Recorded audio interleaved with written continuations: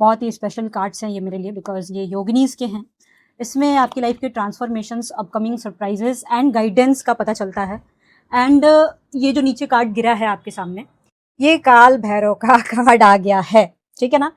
तो जब ये कार्ड आता है ना, तो एक लाइन में सबसे पहले मुझे इसका बुक्स भी आता है, जैसे कि मैं दिखा रही हूँ, ठीक है। ये मैंने पूरा पढ़ रखा है। तो आप समझ लो कि जब ये कार्ड आ गया ना, तो यहाँ पे सबसे पहले कोई तो काल भैरव के भक्त हैं, भोलेनाथ के भक्त हैं आप लोग, या फिर आप महाकाल के भक्त हो, महाकाली की पूजा करते हो, महाकाली के भक्त हो, देवी की भक्त हो, आदिशक्ति के भक्त हो आप। और ये रीडिंग कुछ लोग छोड़ के जाने वाले हैं क्योंकि आपको समझ में नहीं आएगा।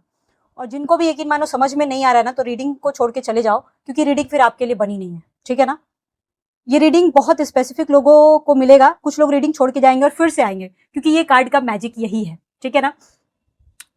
जब ये कार्ड आता है ना, तो आप आंख बंद करके समझ लेना कि कुछ बहुत बड़ा ट्रांसफॉर्मेशन होगा, अ बिग ट्रांसफॉर्मेशन। और वो ट्रांसफॉर्मेशन जब होगा तो कुछ चीजें आपके हाथ से छूटेंगी डेफिनेटली, और उसके लिए आपको बुरा लगेगा, या कोई सेक्रीफाइस आपको करना पड़ रहा होगा, ऑलरेडी हो चुका है, किसी की लाइफ में ऑलरेडी हो चुका है। क्योंकि ये जब मैं इसके पहले एक बार निकाली थी कार्ड योगिनी का, तो ये सेम कार्ड पहले भी आ चुका है, लगभग 2 महीने पहले। तो हो सकता है वो रीडिंग आप देखे होगे और आपके साथ वो चीज हो चुका होगा, और सेम कार्ड अभी आया है, तो हो सकता है कुछ और लोगों तक ये रीडिंग पहुंचना होगा, इसलिए सेम कार्ड आ गया है। अभी जो मेरे को एनर्जी आ रही है ना, ये कार्ड का सिंपल मीनिंग होता है कि आप जिस भी देवी देवता की पूजा कर रहे हो, अगर आपके साथ किसी ने बदतमीजी किया या आपके बारे में कोई गलत सोचने की कोशिश किया, सोचा भी अपने मन में, तो आपको पता भी नहीं चलेगा और उस इंसान के साथ कुछ बुरा हो रहा होगा। आपको नहीं पता है कि वो इंसान आपके बारे में क्या सोच रहा है, लेकिन उसके साथ बुरा हो जाएगा, सिर्फ सोचने मात्र से हो जाएगा। और अगर आपको कोई तकलीफ दे रहा है, चाहे वो कोई भी इंसान क्यों ना है, वो इंसान लौट के आएगा और आपसे हो सकता है माफी मांगे। ये सबसे पहले आ रहा है।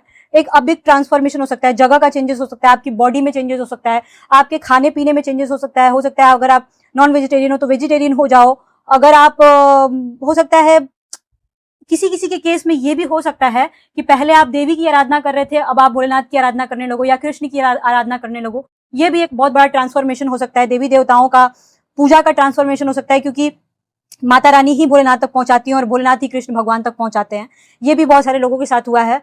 कुछ चीजें हाथ से जरूर छूट रही हैं, किसी चीज में आप कष्ट जरूर पा रहे हो, लेकिन जिस चीज के लिए आप स्ट्रगल कर रहे हो वो चीज आपको हासिल फाइनली हो जाएगा, अगर आप महाकाल के भक्त हो या काल भैरव के भक्त हो तो।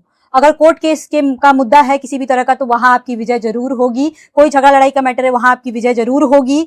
अगर कोई एक्सीडेंट या हेल्थ इश्यूज, किसी तरह का क्राइसिस, फाइनेंशियल क्राइसिस से जूझ रहे हो, तो वहां आपकी जीत जरूर होगी। आप घबराओ नहीं, जो आपको चाहिए मिल जाएगा। क्लेम कीजिए हर हर महादेव और इस रीडिंग से जुड़ने की कोशिश करो, क्योंकि ये रीडिंग सच तभी होगा जब आप इस रीडिंग